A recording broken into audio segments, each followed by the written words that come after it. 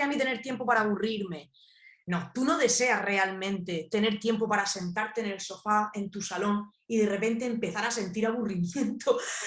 ¿Cómo? Con lo doloroso que es, y es que es una sensación malísima. Cualquiera que me esté escuchando y en algún momento recuerde la última vez que se haya aburrido, en cualquier circunstancia, en la cola del supermercado para pagar, en la sala de espera del médico, el aburrimiento no le puede gustar a nadie. Bueno, convivimos con distintas experiencias del aburrimiento. Y al final yo he querido presentar un recorrido histórico por la historia de Occidente sobre cómo se han confabulado, cómo se han dado a un mismo tiempo todas esas distintas formas de experimentar el aburrimiento, pues desde la era antigua, pasando por el Imperio Romano, durante toda la Edad Media, que es fantástico ese periodo.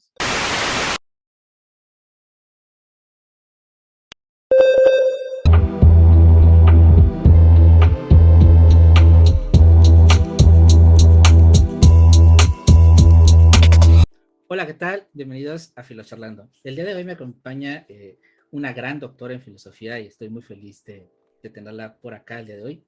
A Josefa Ros Velasco, ¿cómo estás? Hola, ¿qué tal? Un abrazo para todos los amigos de México. Muy bien, estoy encantada de estar aquí. No, muchas gracias, encantados estamos nosotros, esperando no aburrirnos el día de hoy. Vamos a hablar mucho sobre este Esperemos que no. tema. Y antes de comenzar, les voy a platicar un poco sobre quién es Josefa, que entre paréntesis, vamos a decir que es un crack no solo del aburrimiento, sino de todo lo que es el mundo de la filosofía, pero ya lo descubrirán ustedes. Ella es doctora en filosofía por la Universidad Complutense y obtuvo la mención cum laude, que es la máxima mención, la mención honorífica en este doctorado. Además, a la postre, en su doctorado, cuando presentó su tesis, obtuvo un premio extraordinario del doctorado, entonces ya se imaginarán la clase de tesis que lanzó. Además de ello, tiene un máster en pensamiento contemporáneo y sus presupuestos históricos, tiene un máster en formación de profesorado, es licenciada en filosofía y es licenciada en publicidad y relaciones públicas. Actualmente es investigadora postdoctoral del proyecto de investigación y promoción del aburrimiento y prevención del aburrimiento en residencias de ancianos mayores en España. Fue asistente en lenguas y literaturas romances en Harvard. Fue becaria postdoctoral del Real Colegio Complutense en Harvard del 17 al 19. Es especialista en estudios del aburrimiento desde una perspectiva multidisciplinar. Es fundadora y presidenta de la International Society of Boredom Studies. Es autora, actualmente acaba de sacarlo hace unos días pues ahí está, el gran libro de La enfermedad del aburrimiento. Publica en el blog Envejecer en Sociedad del CIENE y ha obtenido varios premios por su labor académica. Entre ellos está el de Medios de Comunicación Nacional de Tomus B, el de Alumnis UCM de Investigación, el Julián Marías y un premio en la Lincoln Board Prize por sus servicios técnicos en Harvard. Pues, Josefa, bienvenida. Wow. Muchísimas gracias y qué presentación tan completa. Te lo agradezco muchísimo.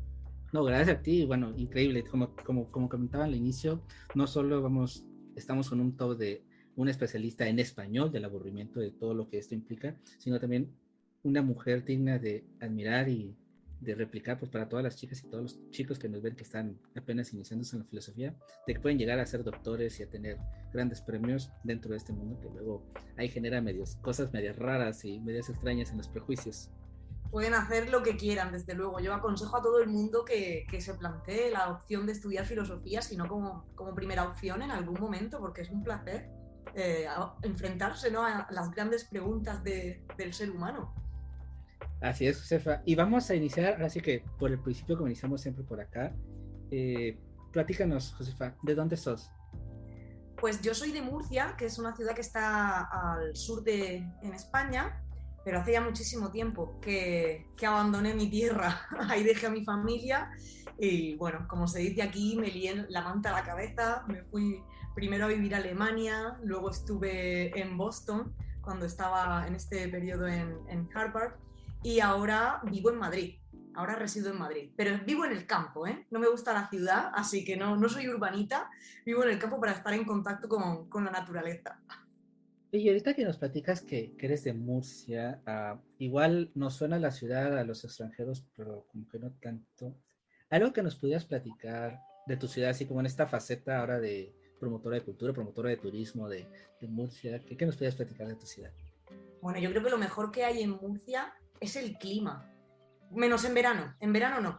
El clima en invierno, porque siempre tenemos una temperatura muy agradable, además está en la costa, entonces tenemos así una mezcla entre montaña, campo, playa y puedes recorrer Murcia en coche en 1 hora. Y lo que es la ciudad, nada, todo a pie, no es como aquí en Madrid, no hace falta coger coche, entonces yo creo que es una maravilla en ese sentido, ¿eh? Es lo mejor que tiene mi ciudad. Y mis amigos, que me los dejé allí, mis amigos y mi familia. Retomando un poco esto de amigos y familia, y bueno, a pesar de que eres trotamundos ya, cuando piensas en Josefa, pero esta Josefa que no se cuestionaba por aburrirse o no, sino esta Josefa peque, adolescente, ¿cuáles son de estos primeros recuerdos que te vienen? Bueno, la verdad es que esa Josefa adolescente ya era Josefa filósofa, ¿eh? Yo estaba ya filosofando antes de saber siquiera lo que era la filosofía ni haber escuchado nunca esta pregunta. La verdad es que algo que me caracterizó mucho, ya no solamente de adolescente, sino desde que era pequeñita, era darle muchas vueltas a la cabeza al tema de la muerte. Me daba muchísimo miedo la muerte. Creo que desde que era muy pequeñita se me murió el hámster y no lo superé bien.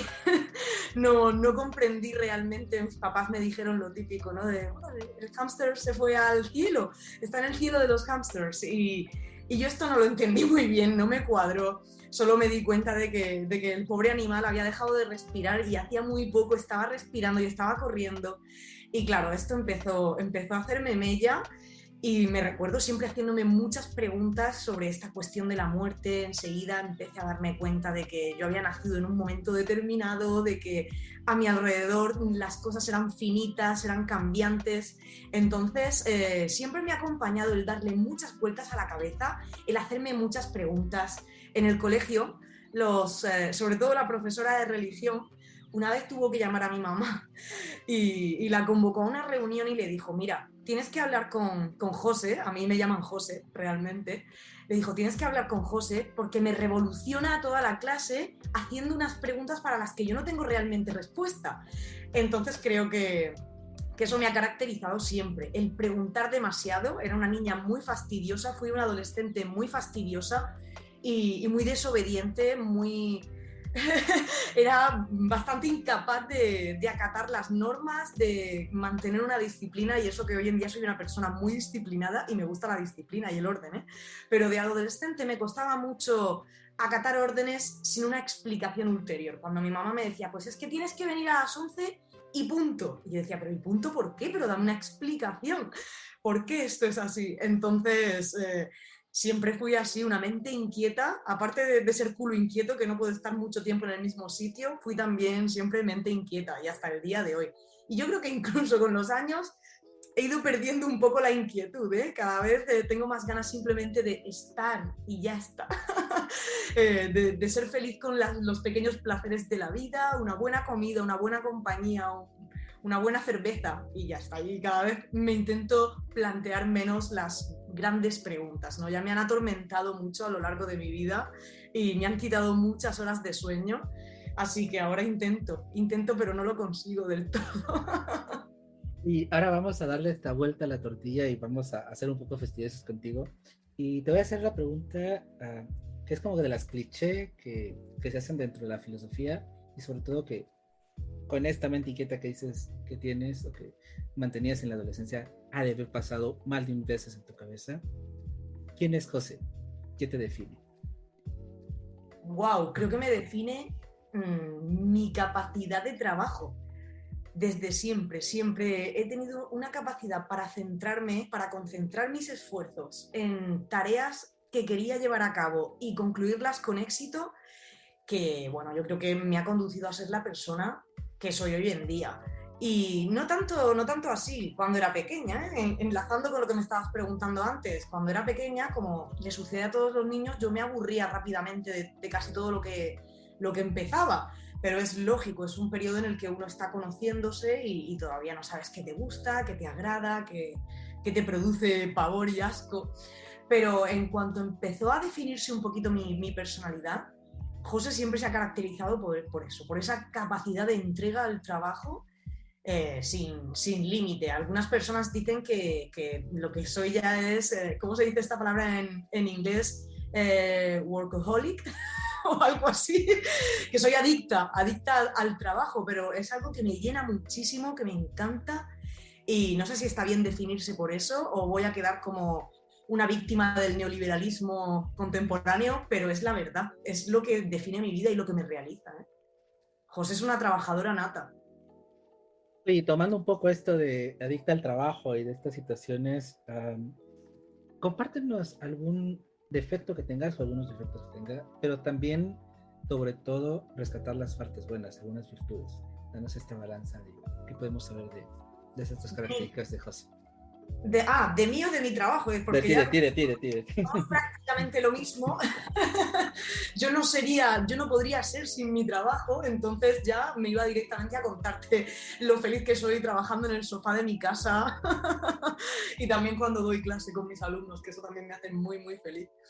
Bueno, creo que te voy a decir primero lo peor que tengo. Se me da muy mal cuidar de mis amistades. Eso se me da pésimo.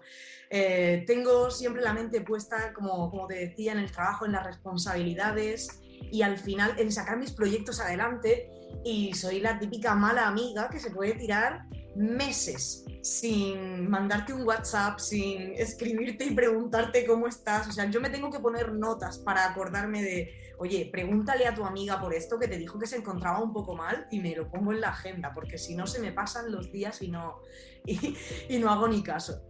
En eso yo creo que sería mi peor defecto, por lo tanto no es una de mis virtudes el ser buena amiga, pero sí soy muy amable y soy muy amistosa y siempre voy con la amabilidad por delante y con la sonrisa por delante. Mi mamá me enseñó que cuando sonríes, siempre claro, que los demás lo merezcan también, por supuesto, no hay que ser tampoco tonto.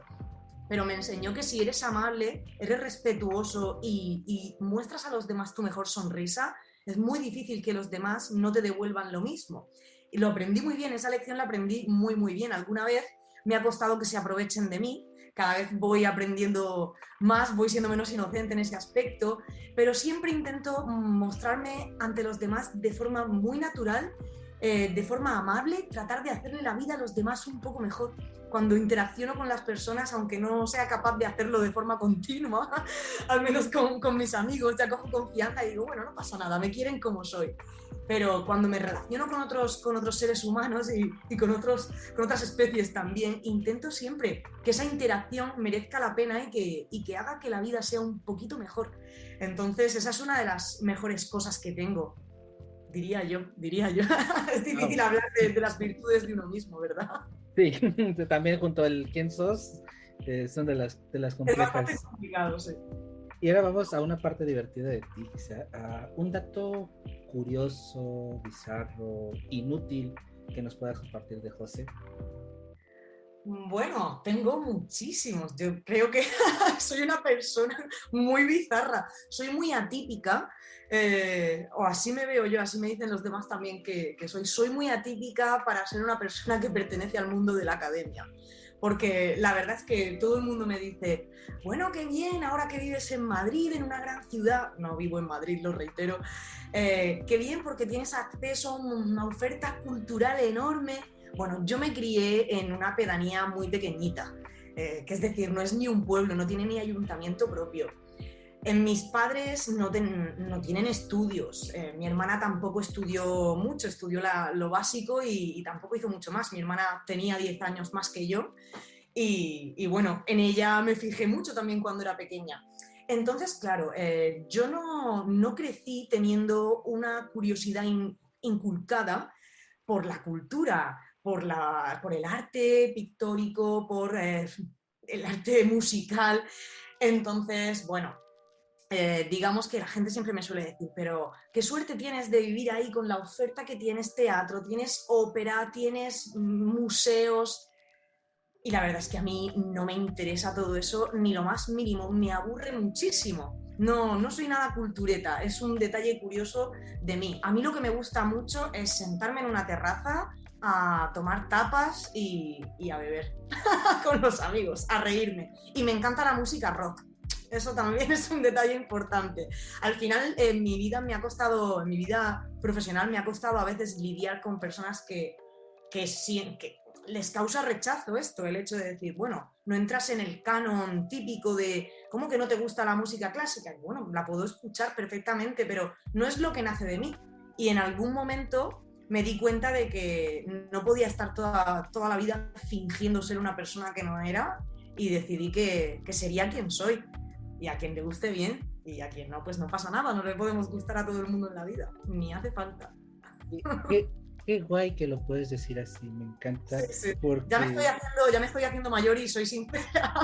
no, y rompes con ese estereotipo que también quizá pueda muchas personas, ahorita cuando hablábamos al inicio de los chicos y las chicas, de quizá, no sé, se puedan conflictuar, que les gusten ciertas cosas, que no les gusta la filosofía de la cultura, que no les gusta el arte, pero les llama la atención estudiar un buen libro o ponerse a filosofar y que no están peleados. Y es Pues, impresionante que lo puedas decir así y eso es wow, perfectamente. muy Es bueno. que y te puede encantar dedicar tu tiempo a los videojuegos, o te puede gustar bailar flamencos. Lo importante en esta vida es que hagas lo que te gusta y lo que te haga feliz, porque son 2 días, ¿eh? Por aquí escasea el tiempo, entonces, bueno, pues no merece la pena.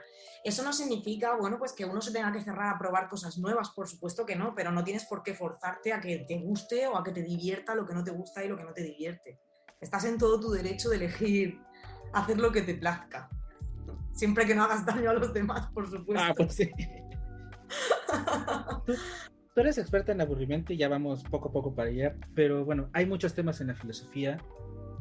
¿Cuál es esta pregunta o estos temas, estas áreas que dices, ok, está interesante que existan, no, guay, qué bueno, pero yo así como los museos, bye, no me meto ahí porque no me gustan.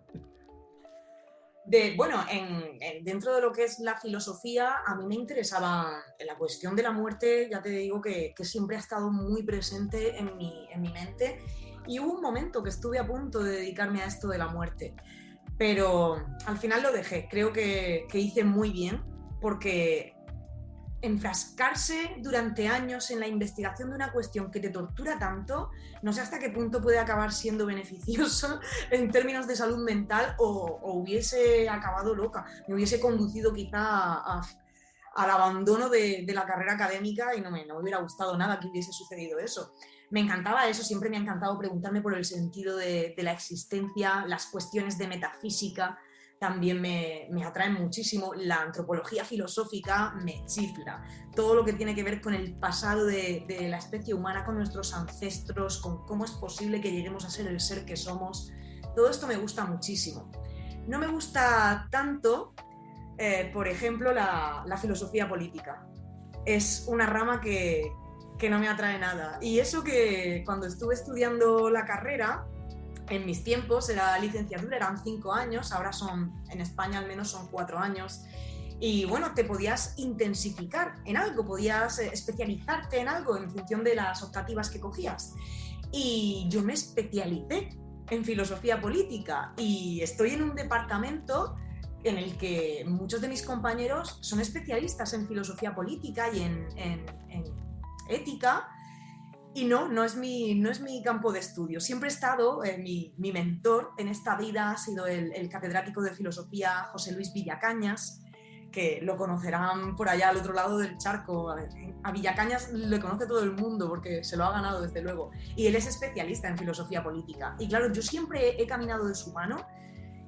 Y sin embargo, claro, mucha gente me dice, ¿cómo es posible? Bueno, lo primero porque Villacañas es un erudito y te puede guiar en cualquier aspecto.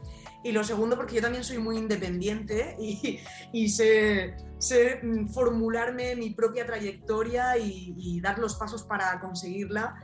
Y bueno, pues así he acabado casi toda mi vida relacionándome con gente que estudia filosofía política, cuando a mí es algo que no me entra. No me entra, me aburre muchísimo, me aburre soberanamente. Nos Que no me compartías, escuches, ¿vale? sí, ahorita nos compartías que bueno, eres un adolescente que le daba vueltas a las cosas, que ya andabas ahí pensando, pero ¿cómo es cuando dices finalmente cuál es este flechazo, este clic para matricularte a la carrera de filosofía? Bueno, pues lo tenía clarísimo desde los 15 años, lo tenía muy claro. Yo, además de ser una adolescente inquieta, era muy prematura. Siempre me gustaba, esto también lo decía mi mamá, es que siempre tienes que ir por delante de lo que corresponde a tu edad. Entonces siempre quería probar todo antes que el resto y quería estar viviendo lo que se vivía con 18, con 20 años cuando tenía 14. Creo que esto nos pasa a todos los adolescentes, pero a mí, vamos, era una cosa muy, muy particular. Entonces, claro, pues yo siempre buscaba amistades que eran mayores que yo.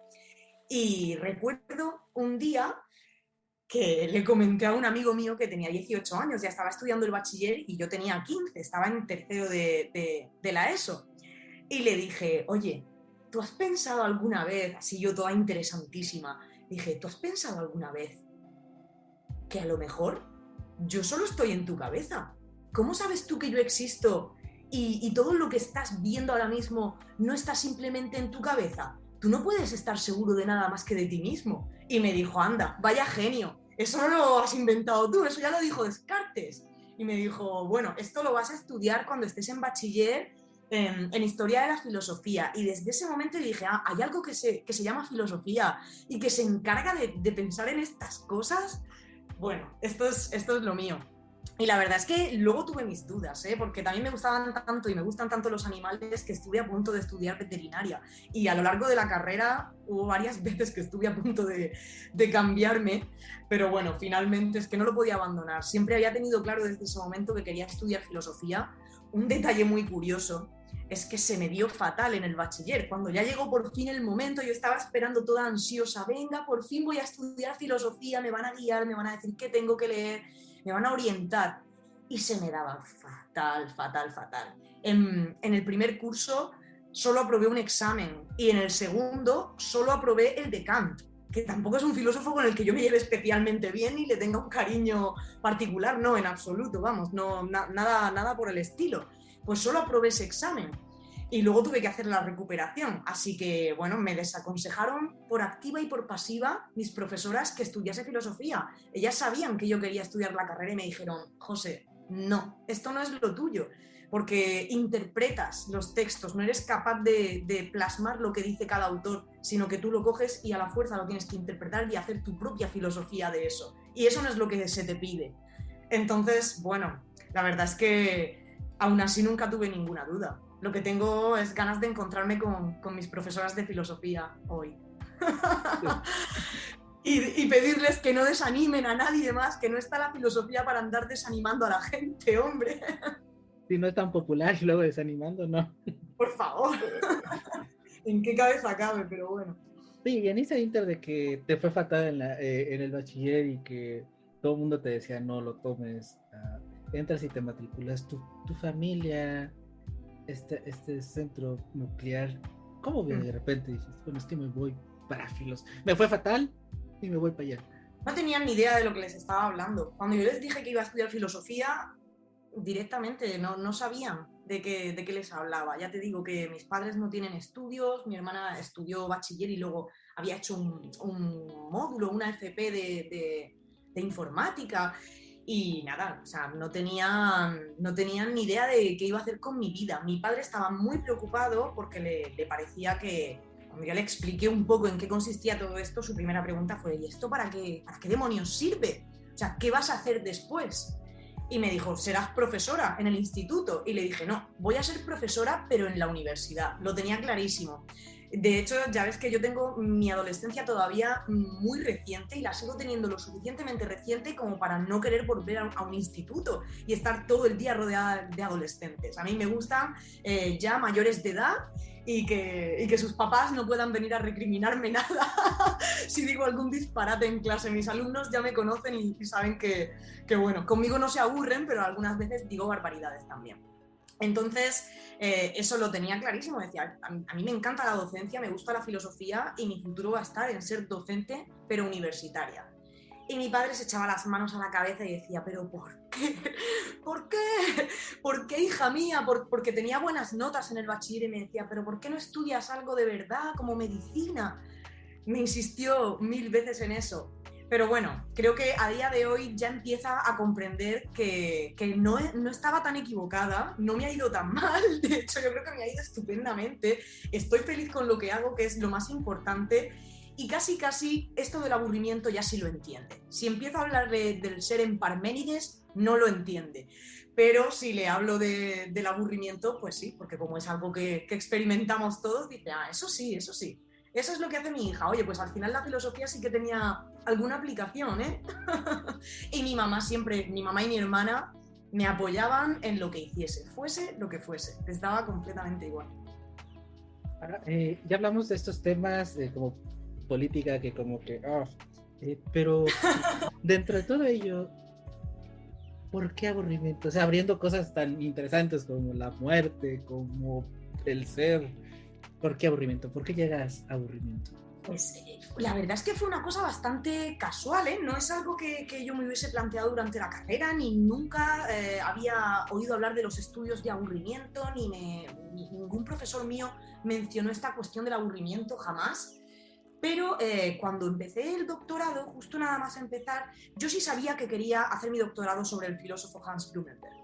Eso sí lo sabía, porque era un filósofo, y sigue siendo un filósofo muy poco estudiado en nuestra lengua. En Alemania sí que hay bastante escuela en torno a su filosofía, sobre todo en torno a la metaforología, a las teorías sobre el mito, pero en español apenas se estaban empezando a traducir algunas de las obras, y a mí me encantaba. Este tipo a mí me conquistó. Blumenberg me tenía enamorada cuando estaba terminando la carrera y decidiendo qué iba a hacer el doctorado y sobre qué. Entonces fue un poco casual. Y es que justo el año que empecé el doctorado se publicó la traducción de su obra Beschreibung des Menschen, de la descripción del ser humano. Y en esta obra, que la tengo por aquí, es gigantesca, habían, entre las 600 y pico páginas, habían 11 páginas dedicadas al aburrimiento. Y Blumenberg explicaba en estas páginas que el aburrimiento cumple una función en sentido adaptativo, porque dice que nos permite, no sé si ha llegado el momento de entrar en el tema, pero te lo tengo que contar ya. Dice que nos permite mantenernos en movimiento, ¿no? Este malestar que nos produce el aburrimiento nos insta a buscar formas de cambiar el contexto, de introducir novedades para alejarnos de ese dolor, y al hacer eso siempre estamos manteniéndonos en movimiento. Y él decía además que el aburrimiento había sido una capacidad que habíamos adquirido y gracias a la cual éramos hoy el ser que somos, gracias a la cual habíamos llegado a constituirnos como Homo sapiens sapiens. A mí esto, wow, me dejó, dije, pero ¿de verdad el aburrimiento hace tantas cosas? ¿En serio esto es así?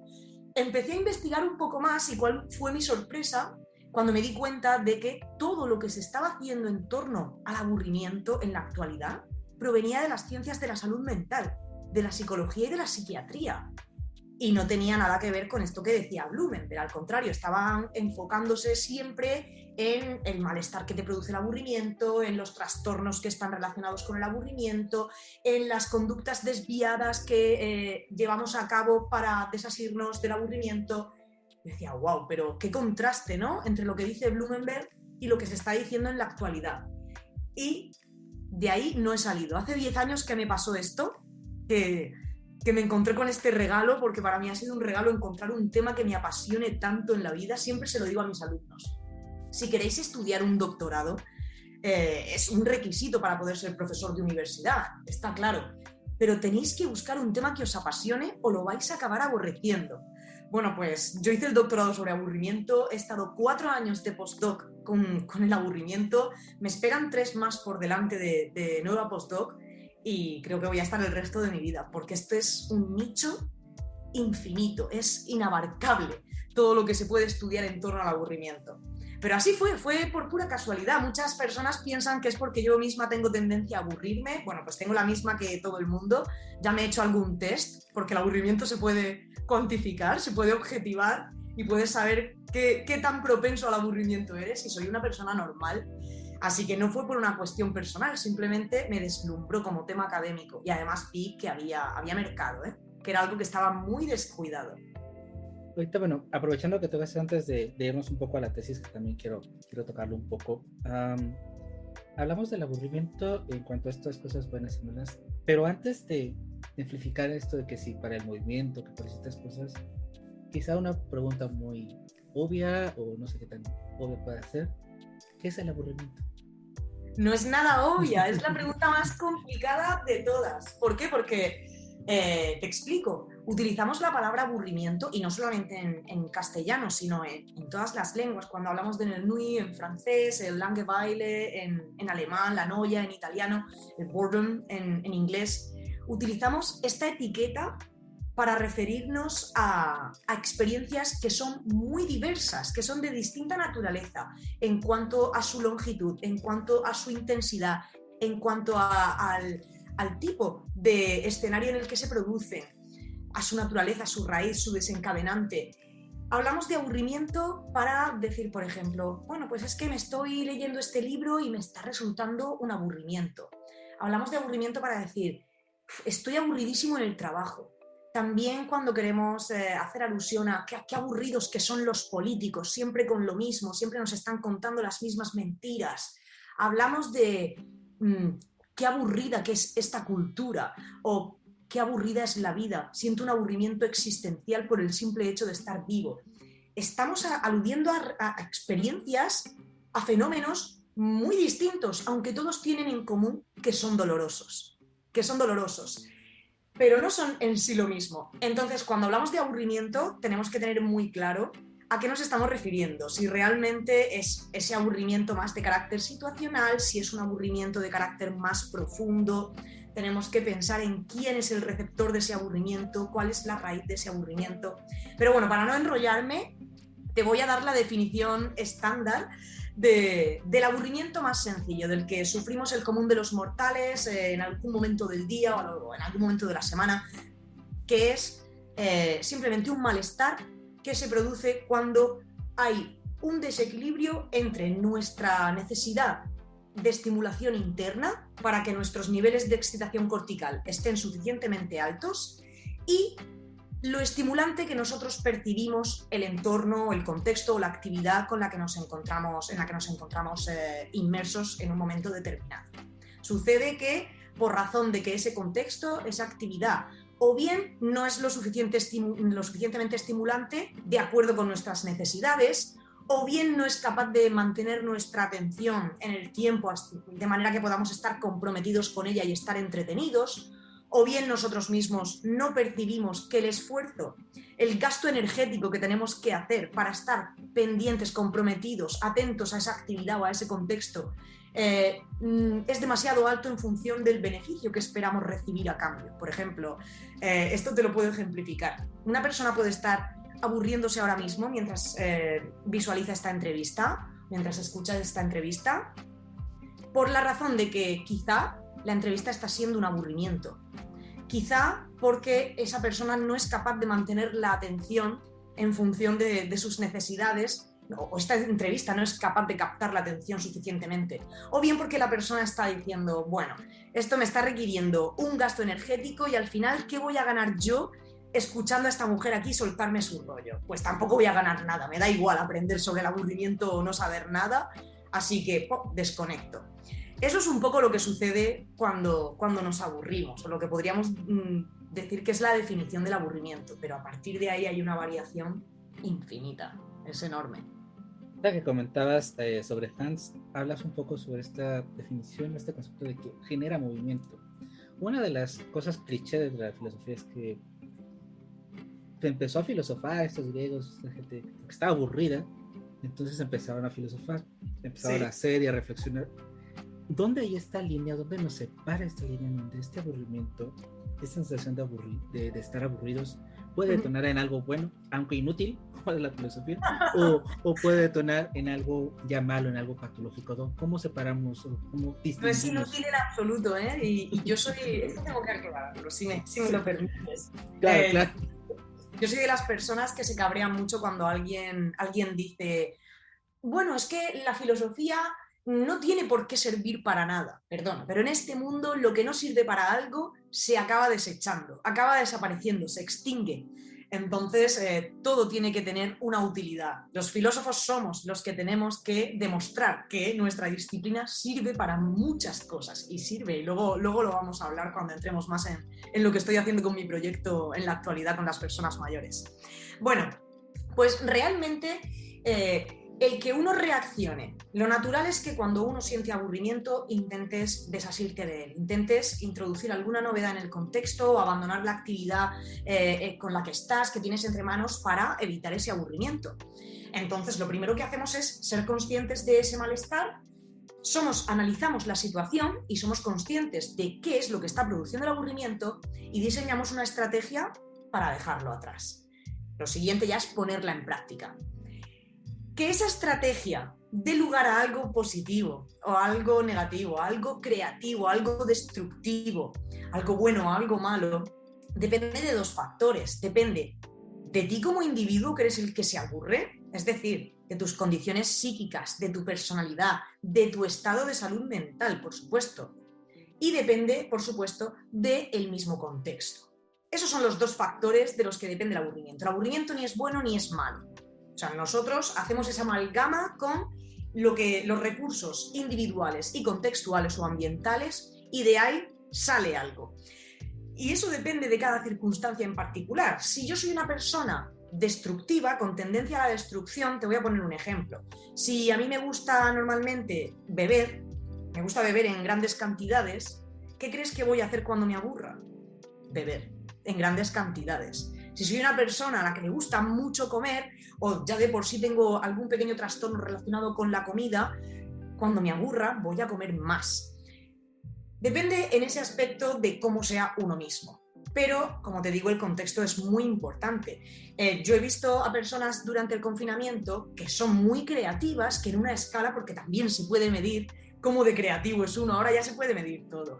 Entonces, conozco a personas que son muy creativas y durante el confinamiento han estado en un contexto pésimo, viviendo en una habitación sin poder salir, porque estaban además aislados, porque habían dado positivo, habían tenido contactos estrechos, sin un duro, porque les habían hecho un ERTE, lejos de su familia, con familiares mayores que encima no tenían capacidad, no tienen habilidades tecnológicas para comunicarte a través de una videollamada. Bueno, horrible. Y esas personas han acabado fatal. O sea, esa creatividad innata al final no les ha servido de nada. Sus respuestas al aburrimiento al final han devenido en comer más, dormir muchísimas horas.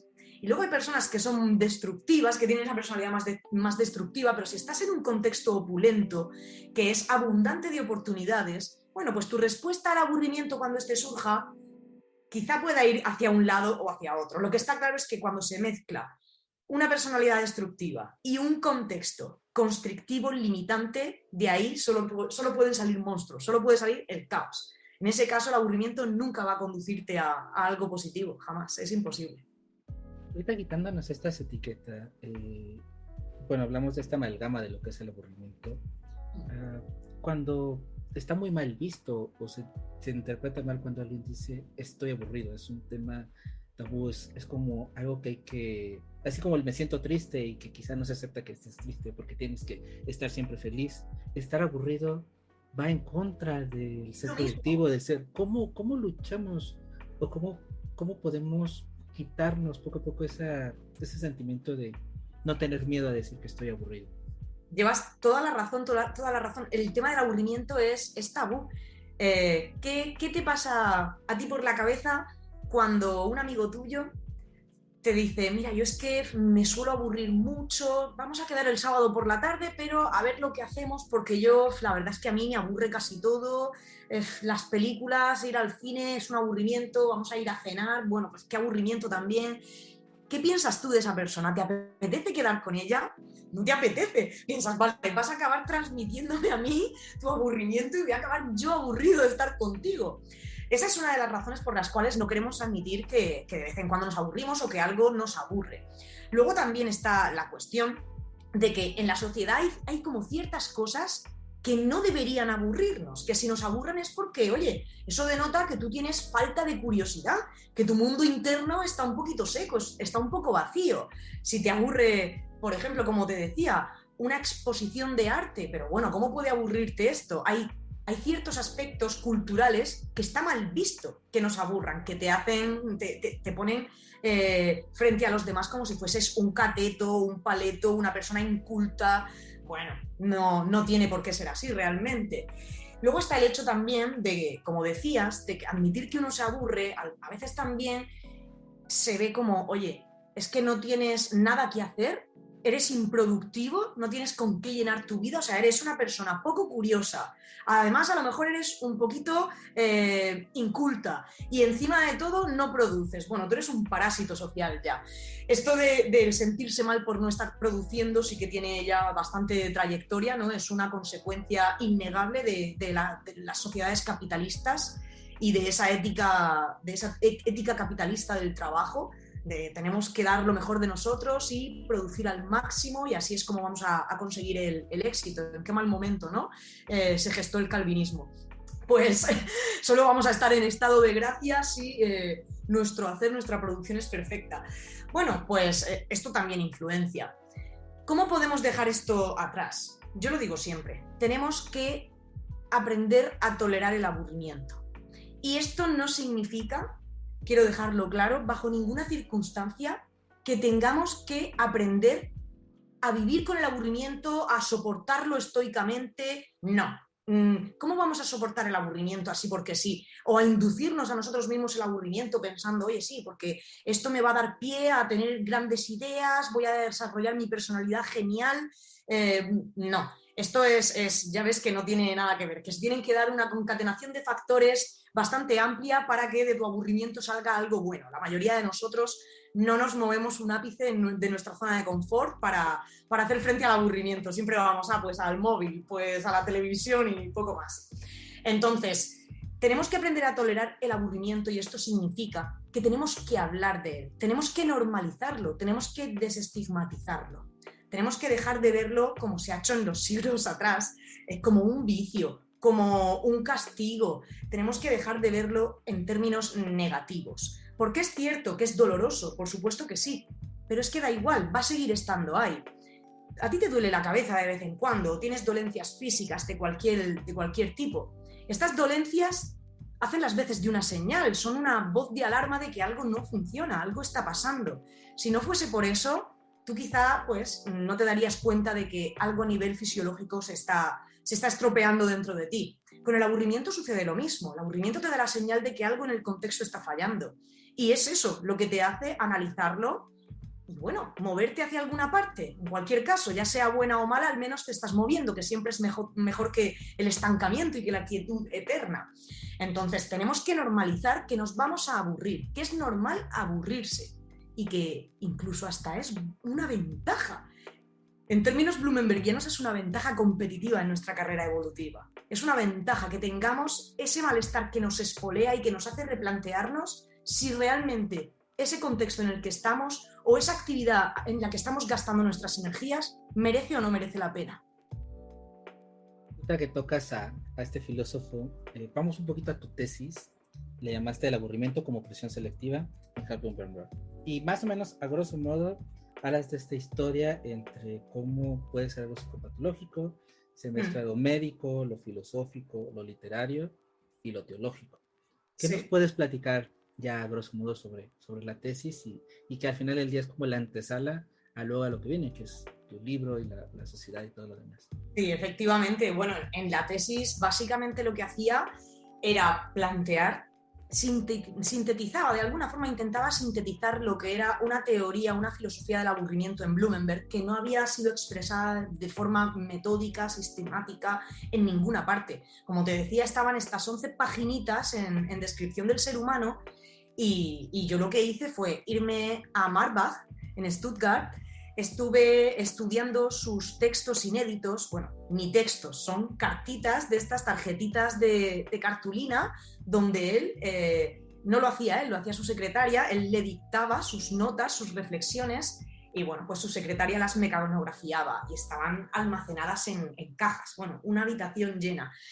No creo ni que hayan terminado todavía de clasificarlo todo. Entonces, en el tiempo que yo tuve casi un año, y estuve pues buscando aquí y allá esas notas sueltas que no estaban en su obra publicada. Y al final lo que traté fue de conformar esa pequeña filosofía del aburrimiento blumenbergiana, que por cierto es, hoy en día se está también dando forma a lo que se conoce como la teoría de la funcionalidad del aburrimiento, que habla de que el aburrimiento es funcional y se está conformando sin tener en cuenta que Blumenberg hace 60 años ya había hablado de esto, o sea, que es el padre de esa teoría sin saberlo nadie, ¿no? Porque todos estos estudios, el estudio del aburrimiento está en manos de colegas angloparlantes, que además no suelen leer español, entonces, bueno, pues todavía no les ha llegado. Cuando se traduzca la enfermedad del aburrimiento, tendrán que reconocer que Blumenberg estaba detrás de esa idea de que el aburrimiento es funcional. Y no solo Blumenberg, hay otros filósofos que también lo han planteado con anterioridad. Bueno, la cuestión está en que lo que yo empecé a estudiar el aburrimiento desde la psicología, desde la psiquiatría, y me daba cuenta de que se ponía mucho el foco en esos consecuentes negativos de padecer aburrimiento. Y claro, se demonizaba, se seguía demonizando como se ha hecho a lo largo de toda la historia, desde la filosofía, desde la teología, por supuesto, que el aburrimiento fue elevado al estatus del pecado capital, era el 8º pecado capital hasta San Gregorio. Después se le empezó a considerar como enfermedad en términos metafóricos en el siglo XIX. Bueno, siempre demonizado. ¿Cómo era posible realmente este contraste? Que Blumenberg hablase del aburrimiento en unos términos tan funcionales o positivos y la psicología, la psiquiatría, las ciencias de la salud mental estuviesen hablando en esos términos negativos. Bueno, pues yo me di cuenta de que era necesario hacer un stop y un ejercicio deontológico y poner unos ciertos límites al trabajo que estaba haciendo las ciencias de la salud mental, porque se estaba empezando a plantear terapias contra el aburrimiento, bueno, desde hace décadas, pero incluso la medicalización del aburrimiento. Medicalización en casos en los que un sujeto, un individuo, se aburre constantemente, sufre aburrimiento crónico y es por cuestión del propio individuo, por razón de su personalidad o incluso de alguna patología a nivel neurofisiológico que no se conoce a día de hoy todavía. Y yo me planteé, digo, bueno, mucho cuidado, no puede ser que un individuo se queje siempre de estar aburrido y no sea por algo que tenga que ver con su propia personalidad o con un trastorno, sino porque está en uno de esos contextos constrictivos, limitantes, que no le permiten responder al aburrimiento. Te pongo un ejemplo. Una persona que está encarcelada se puede aburrir. De hecho, la cárcel está muy pensada para que te aburras. Incluso hoy en día, en las cárceles hay infinidad de actividades para realizar, pero son actividades que en ningún caso se les suele preguntar a los presos ¿qué te apetecería a ti hacer? No, son actividades que ya están planificadas, que benefician el funcionamiento del día a día en la prisión, pues de formación, etcétera.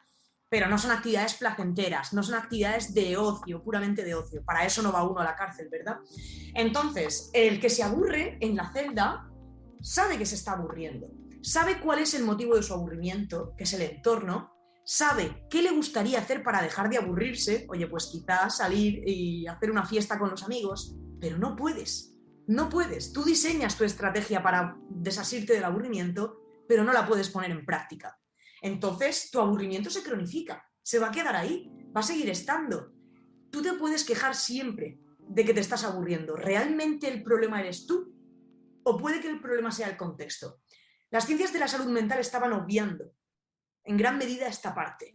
Y yo en mi tesis doctoral lo que quise hacer fue decir, oye, deteneos un momento, paraos a pensar que no tenemos herramientas para hacer un diagnóstico sobre si alguien tiene una patología de aburrimiento crónico. Apenas estamos empezando a descubrir cuál es el sustrato neurológico, fisiológico de ese aburrimiento.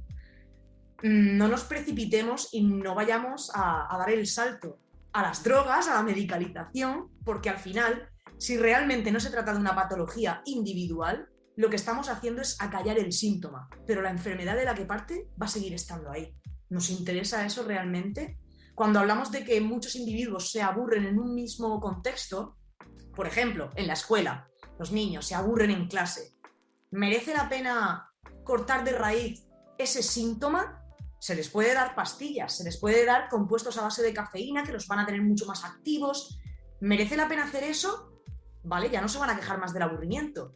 Pero si se aburren todos, probablemente el problema está en que el contexto es fuente de aburrición. ¿No sería mejor replantearnos ese contexto? Y si medicalizamos a los niños y se dejan de quejar por el aburrimiento, nunca le vamos a prestar atención realmente a la situación de la que parte el aburrimiento y qué es la que realmente hay que cambiar. Eso fue un poco lo que yo quise plantear en mi tesis doctoral. Luego de ahí la verdad es que me interesó mucho ver cómo se había conformado, cómo es que había pasado esto de que el aburrimiento hubiese pasado a estar en manos de fisiólogos, de médicos, psiquiatras, psicólogos, cuando yo siempre había visto que esto era una cuestión más de la filosofía. Así que me lancé en la época postdoctoral a averiguar cómo había sido esa historia, ese camino en el que el aburrimiento, en qué instancias se había considerado como una enfermedad. Y de ahí ya nació esta criatura muchos años después. Una de las cosas cuando hablamos de la situación de aburrir, y ya viéndolo en este sentido del contexto, de entender el entorno, recientemente, por ejemplo, ahorita ante tanto estímulo, la pandemia fue una situación donde mucha gente lo agradeció de alguna manera, estar aburrida, porque podía estar en casa, se pudo maratonear series. Pero tú lo comentaste en una entrevista, que hay una línea también ahí media extraña y media delgada, es donde está la parte de que realmente estás ansiando aburrirte para moverte y producir algo, o simplemente es parar y detenerte de este cúmulo de tantas cosas de estrés. ¿Cómo podemos separar este anhelo de esos que decimos, es que me quiero aburrir, quiero tener un rato de stop, para no hacerlo algo malo, o para no hacerlo desambiguando esto de qué es el aburrimiento. Nadie en su sano juicio puede desear sentir aburrimiento. Es tanto como desear que te duelan los juanetes, que te duelan las muelas, o un dolor de garganta. Nadie puede desear aburrirse. Cuando decimos eso, que es algo que se escucha mucho, ya me gustaría a mí tener tiempo para aburrirme. No, tú no deseas realmente tener tiempo para sentarte en el sofá, en tu salón, y de repente empezar a sentir aburrimiento. ¿Cómo? Con lo doloroso que es, y es que es una sensación malísima. Cualquiera que me esté escuchando y en algún momento recuerde la última vez que se haya aburrido, en cualquier circunstancia, en la cola del supermercado para pagar, en la sala de espera del médico, el aburrimiento no le puede gustar a nadie. El problema está en que asociamos aburrirnos con estar sin hacer nada. Y esto es un error, porque nos podemos aburrir haciendo cosas. Te puedes estar aburriendo mientras escuchas esta entrevista. Te puedes estar aburriendo cuando estás, pues yo qué sé, bañando al perro. Hay muchas actividades que nos causan aburrimiento. Entonces, no hacer nada no es sinónimo de aburrimiento. Si tú eliges estar sin hacer nada por voluntad propia, es decir, conferirte a ti mismo ese espacio de tiempo para relajarte, para estar solo con tus pensamientos, y esto no te va a causar dolor, ahí no existe el aburrimiento. No hay aburrimiento por ninguna parte. A lo que nos referimos cuando decimos eso de ya me gustaría tener más tiempo para aburrirme, lo que quieres decir en realidad es que te gustaría tener tiempo en blanco en el que se puedan dar una serie de libres realizaciones que ya veremos si a lo mejor pues luego te aburren o no. Cuando tengas ese tiempo y a lo mejor empieces a estar a solas con tu pensamiento, a lo mejor surge el aburrimiento y lo primero que vas a hacer es intentar librarte de él. Vas a empezar a buscar algo que hacer para librarte del aburrimiento.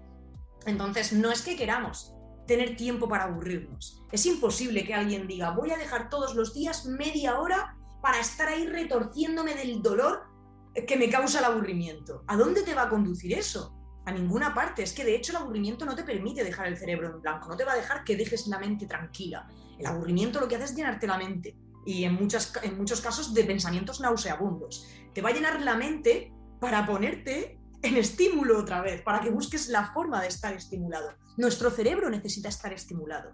No tenemos que sentirnos culpables con este discurso tan actual de es que estamos hiperestimulados, estamos constantemente recibiendo estímulo. Bueno, pues es de agradecer. ¿Qué problema hay? Somos seres a los que nos resulta placentero, nos sentimos cómodos en el hacer. También nos gusta simplemente estar. Pero no tenemos por qué dejar una parte fuera, no tenemos por qué reivindicar una en detrimento de la otra. Entonces, bueno, claro que sí, está muy bien que uno quiera tener más tiempo. Lo único que quieres en este caso es librarte de tus compromisos, trabajar menos horas, quizá descubrir un poco ese lugar en el que te sientes cómodo y empiezas a ver cuáles son las cosas que te apetecen hacer de verdad. Eso no significa que quieras tener tiempo para aburrirte. Es imposible. Piénsalo siempre así, con esta comparativa. ¿Tú querrías tener tiempo para que te duela el estómago? Decir, oye, pues mañana domingo, de 11 a 12, a ver si me duele un rato el estómago. Jamás querrías algo así. Tú te hablabas de los estímulos y en esta nube que hay siempre sobre el aburrimiento, en donde el aburrirse es malo, constantemente ahorita gracias a la tecnología y a toda esta invasión de cosas, tenemos esta sobreestimulación en música, en streaming, y son muchas plataformas, muchas películas, plataformas para leer, libros, todos te llenan luchando para que no te aburras.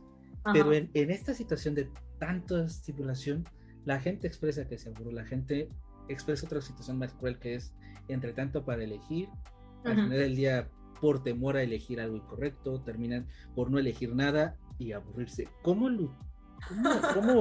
vivir en esta situación y cómo no permitir que esta sobreestimulación que comentabas, que es normal y que es parte de la naturaleza, de los animales en general, estén estimulados, cómo no aburrirnos ante esta lluvia de situaciones? Pues no siendo vagos, y aunque tengamos esa oferta tan amplia, tenemos que hacer el ejercicio de tratar de llenar nuestro tiempo, copar nuestras horas con actividades que realmente sean significativas. Y para descubrir qué nos resulta significativo hay que hacer mucha prueba y error, hay que equivocarse, hay que probar cosas, desde luego, pero no sirve que te pongas delante de la pantalla y dejes que el algoritmo de YouTube te recomiende qué ver después y qué ver después, o que el algoritmo de Netflix te recomiende una serie detrás de la otra en función de que hay una correspondencia del 90% con los gustos que estima que tienes. Esto no es útil, esto al final no va a resultar significativo. Está el problema de que es a lo que tendemos, ¿verdad? Porque solemos tener poco tiempo libre, estamos muy ocupados y al final, bueno, pues uno no quiere pensar en, oye, ¿y qué me gusta de verdad? ¿Qué me resulta verdaderamente significativo? ¿Qué me llena? ¿Qué me llena como persona hacer esta tarde? Es mucho más fácil dedicarte a acostarte y bueno, y que te lo den hecho. Pero eso tiene un problema, y es que al final, claro, como tú dices, eso nos va a aburrir.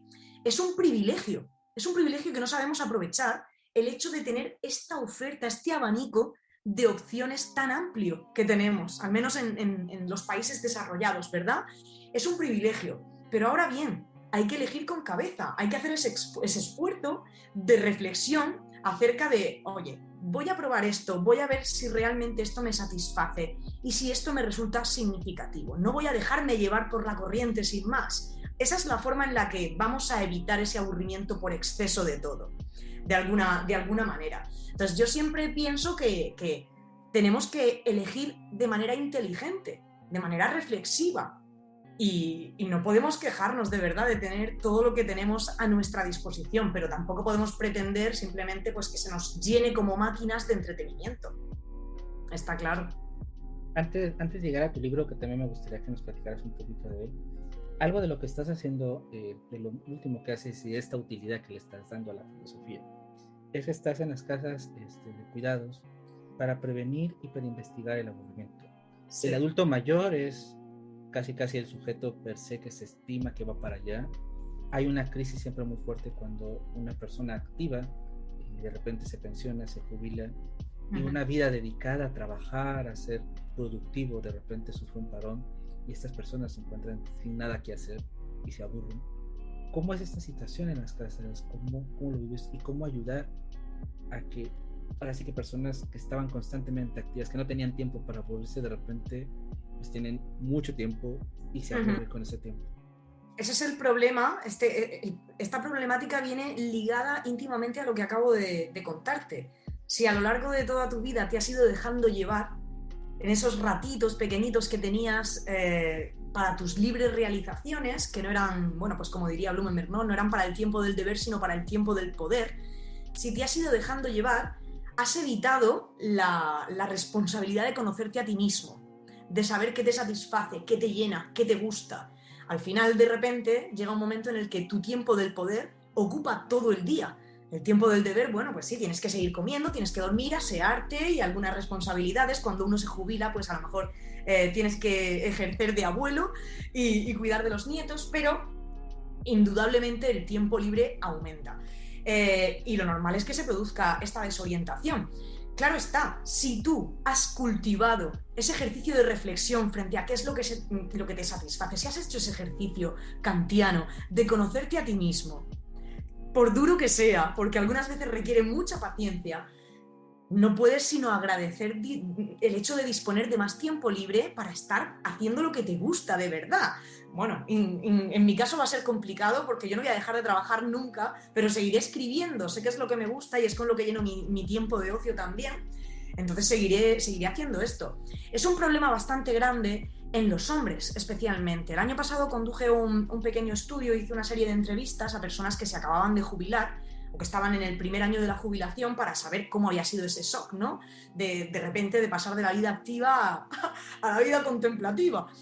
Y bueno, pues la verdad es que muy pocas personas admitían aburrirse, pero yo conocía a muchas de ellas y sabía que me mentían. En las encuestas me decían, sí, no, yo nunca me aburro porque ahora que estoy jubilado me dedico a leer. Y yo decía, pero si tú no has leído nunca, si eres mi padre, si te conozco. No, mi papá fue el único que no mintió porque sabía que no me podía mentir. Era imposible mentirme porque yo lo conozco. Entonces, bueno, pues de repente todo el mundo había descubierto con qué llenar su tiempo y en la mayoría de los casos no es cierto, porque luego cuando se hacen eso en estudio cualitativo todo el mundo dice lo que quiere, pero cuando haces estudio cuantitativo al final los datos son los que son y reflejan, ¿no? esa realidad. Y es que ciertamente esa ruptura con tu vida pasada reporta mucho aburrimiento. Y digo que sobre todo a los hombres porque tal y como es la generación que se va jubilando ahora, son personas que trabajaba el hombre y la mujer estaba en casa. Entonces, claro, la mujer se sigue adaptando a tener su rutina en casa, incluso si las mujeres trabajaban, todavía les queda la labor doméstica y con eso le dan bastante significado a las horas del día y sin embargo el hombre de repente se ve desprovisto de todos sus roles, sin saber muy bien qué es lo que le gusta y qué no le gusta, qué le resulta significativo y qué no.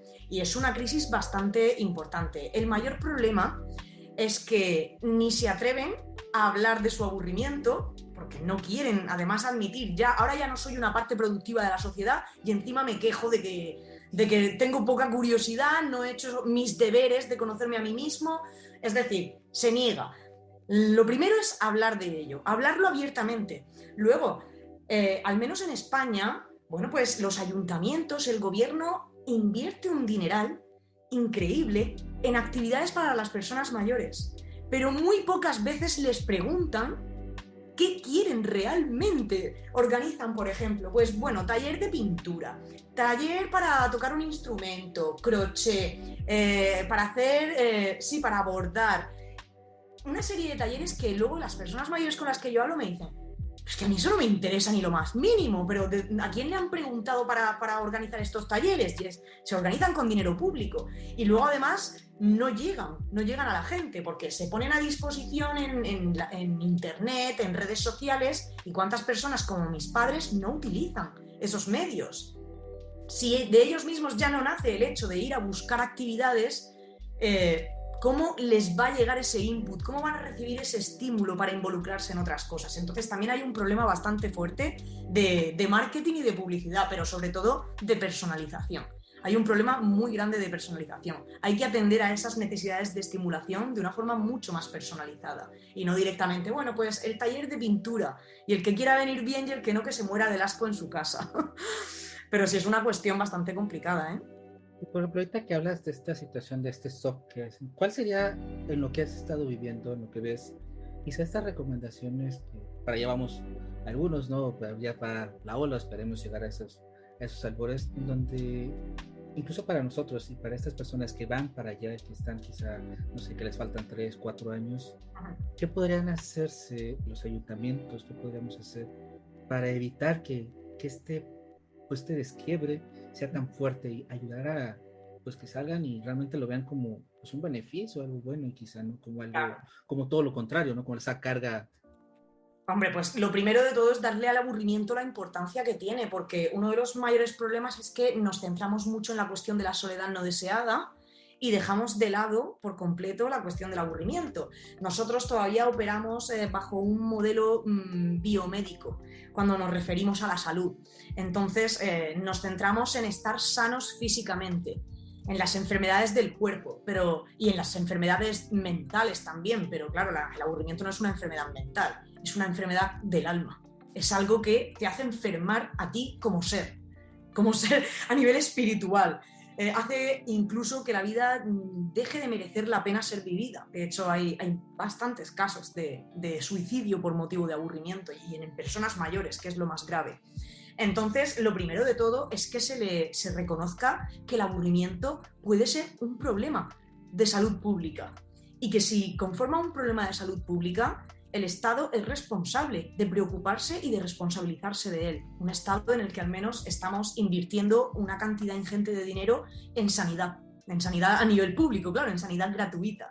Bueno, pues hagámoslo bien. Eso por una parte. Y yo siempre digo que lo más importante es dejar que las decisiones estén en manos de las personas que se van a ver afectadas por ellas.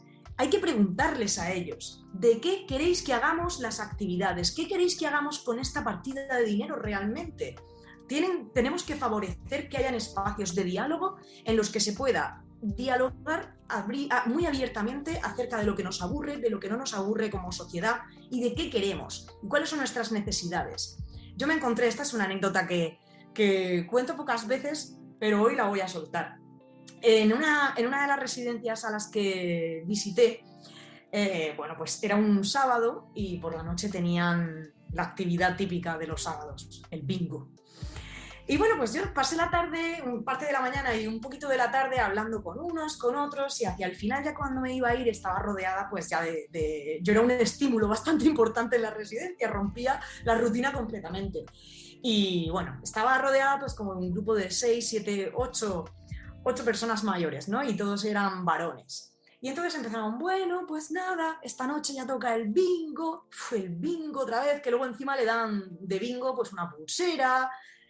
O sea, es increíble. Entonces, bueno, y yo les dije, venga, contadme, ¿qué os apetece de verdad hacer esta noche? No, qué vergüenza, no te lo decimos. Y al cabo del rato insistiéndole, se reían entre ellos, se miraban con miradas cómplices y decían, a nosotros lo que nos gustaría sería que viniese así una chica joven como tú y haga un baile. Fíjate qué cosa más absurda y qué tonta. Era tan absurdo que no hubiera costado ningún trabajo realmente. Yo conocía a 100.000 personas que voluntariamente, incluso yo misma, me hubiese prestado por hacerles felices. Entonces, claro, hay que preguntarles a ellos. No todas las actividades pueden estar encaminadas a conservar la movilidad física, la destreza cognitiva. En esta vida necesitamos las actividades por placer, por puro ocio y sin más. Y ellos también, ellos más que nadie, que llevan toda su vida, si han hecho los deberes conociéndose a sí mismos y saben mejor que nadie lo que les gusta y lo que no les gusta. Entonces hay que hacerles partícipes de las decisiones que se toman. Simplemente es tan sencillo como eso. Y ahora platicamos un poquito sobre la enfermedad del aburrimiento, este texto que nos comentabas, allá a grosso modo que se formó desde hace muchos años, ha ido caminando. ¿Qué encontramos ahí? ¿Qué podemos estudiar? Y al final el aprendizaje que te deja a ti tras escribirlo, el cómo llegaste y el cómo sales en este proceso. Pues este ya te digo, es el resultado de mis años de tesis doctoral, de los 4 años que fui, 2 de ellos postdoc en Harvard, los otros 2 que he estado en la Universidad Complutense de Madrid.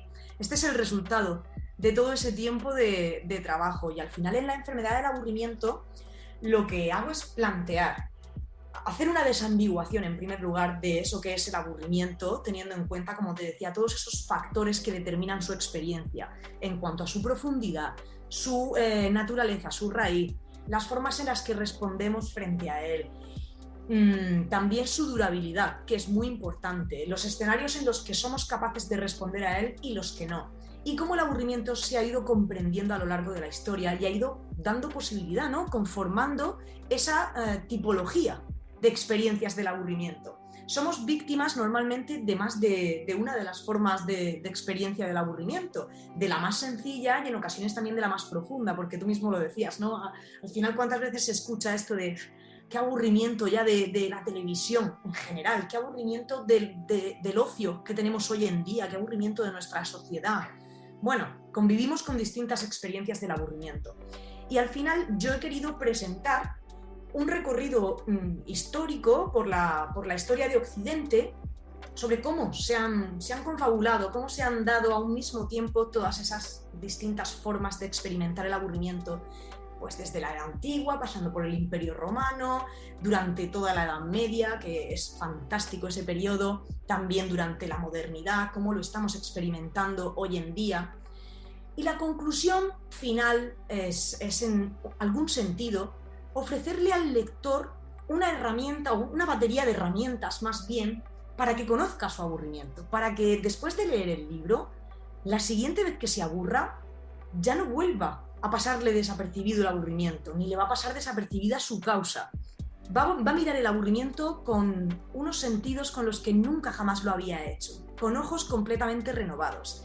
Lo que pretendo es facilitar con la lectura de la enfermedad del aburrimiento ese ejercicio de detenernos sobre nosotros mismos cuando experimentamos aburrimiento y poder analizar cuáles son sus causas, de qué tipo es y cómo podemos responder frente a ese aburrimiento haciendo uso de los recursos que tenemos a nuestra disposición, tanto individuales como ambientales, de forma que nuestra respuesta sea lo más adaptativa posible y evitemos esas conductas desadaptativas para librarnos del aburrimiento por la vía rápida.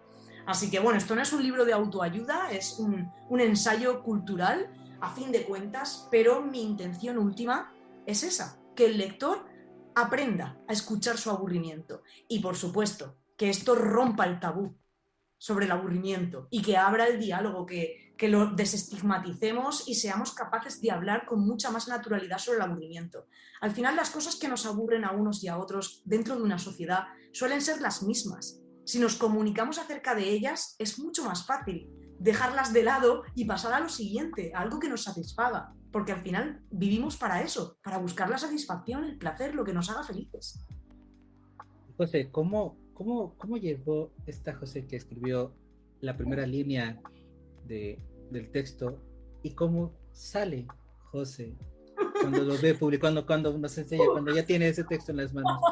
Así como hiciste ese avance histórico de Occidente, ¿cuál fue este avance en José con el libro y el aburrimiento? Estás haciendo esta pregunta en plena depresión postparto porque di a luz a la criatura hace apenas una semana. Entonces estoy empezando a acostumbrarme a su tacto, a sus páginas, a su olor. No quisiera yo rememorar cómo fue el día en que la gesté.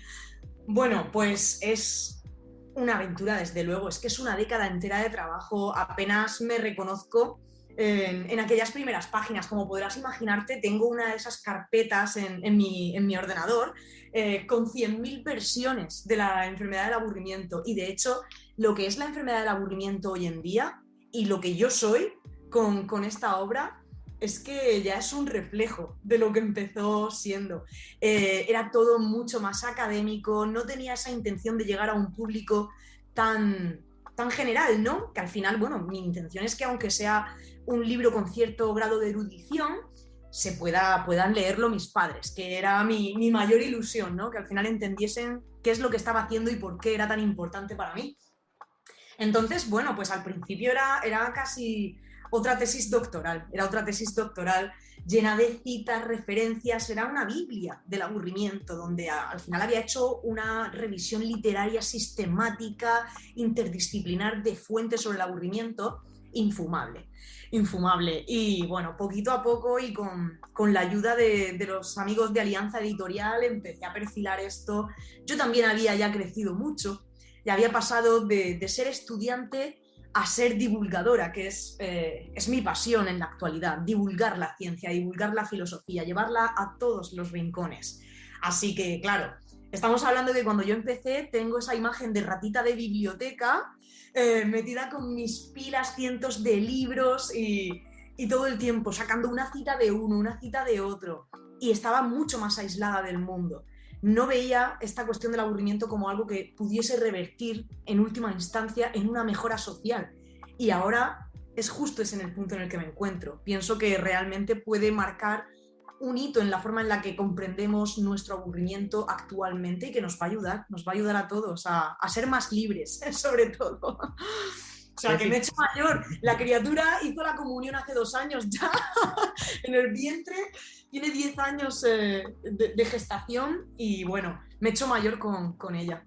Me he hecho adulta. Y ahora sí, finalmente, José. Y ahora sí, José, finalmente, ¿cómo te podemos encontrar? ¿Estás activo en Twitter? ¿Cuál es tu Twitter? La fundación, todo lo que haces, ¿cómo te podemos localizar? Llegar al libro, todo. Pues bueno, a mí me encanta que me encuentren, me gusta mucho conversar con todo el mundo, así que enseguida lo primero que hice fue crearme una página web donde se pueden encontrar todos mis trabajos desde que empecé a publicar, tanto los más académicos como divulgativos, sobre aburrimiento, sobre otras cuestiones filosóficas y sobre las personas mayores, claro está. Y bueno, pues es tan sencilla como www.josefarrosvelasco, que es mi nombre, .com, ¿ok? www.josefarrosvelasco.com. Luego estoy solamente en una red social, que es en Twitter, porque no me da ya la vida para más. No quiero diversificar mis esfuerzos, prefiero concentrarme ahí y además en Twitter hay mucha salsa, así que ahí estoy cómoda. En Twitter se me puede encontrar como Josefa Ros UCM, que son las siglas de Universidad Complutense de Madrid. Y bueno, aparte de eso, también dejo mi email abierto a todo el mundo, que es josros@ucm.es. Estoy encantada siempre de que me contacten, me pregunten cosas. Ya ves que yo tengo un rollo tremendo. Así que encantada de conversar con quien tenga el gusto. Y bueno, por supuesto, también nos pueden encontrar a través de la sociedad. Como decías al principio, el año pasado fundé la International Society of Boredom Studies, esta sociedad que es la primera en el mundo dedicada a los estudios de aburrimiento. Y ya no solo desde una perspectiva academicista, sino también nos dedicamos a la divulgación y a hablar del aburrimiento, ¿no? A hacer que este tema no sea tan tabú, a naturalizarlo un poco, como decía. Entonces, bueno, nos podéis encontrar en internet, estamos también en www.boredomsociety.com, estamos en Twitter también, igual, Boredom Society, y la membresía es completamente gratuita para cualquiera que quiera conocer un poquito más esto de los estudios de aburrimiento.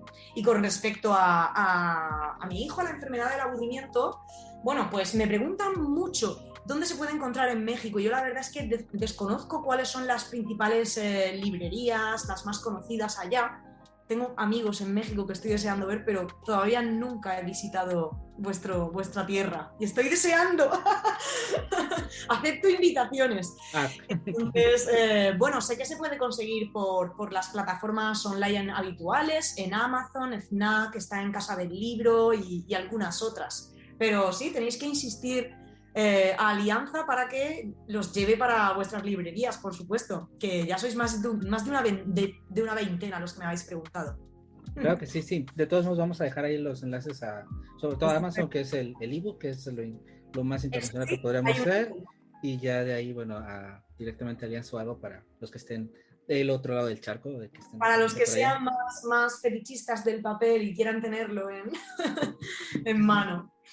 Pues, José, muchísimas gracias por esta charla, ha estado súper guay y has aportado muchísimo al aburrimiento y a esta normalización que es tan importante y tan indispensable para entenderlo, no pelearnos con él, abrazarlo de alguna manera, pero ir sobre él y evitarlo, ¿no? Que es al final del día lo que dices, es el objetivo, ¿no? No es admirar el aburrimiento para imitar, para seguirlo a saber, sino para evitarlo. Muchísimas gracias. No, ya. Esa promesa renacentista de que a mayor aburrimiento, mayor creatividad, inteligencia y genialidad ya está obsoleta. Bueno, un placer enorme, un abrazo para todos los amigos de Filosofía en Red y para todos los amigos que están al otro lado del charco, que nos escuchen en México y en las cercanías, no sé hasta dónde nos van a escuchar, pero un placer enorme, de verdad.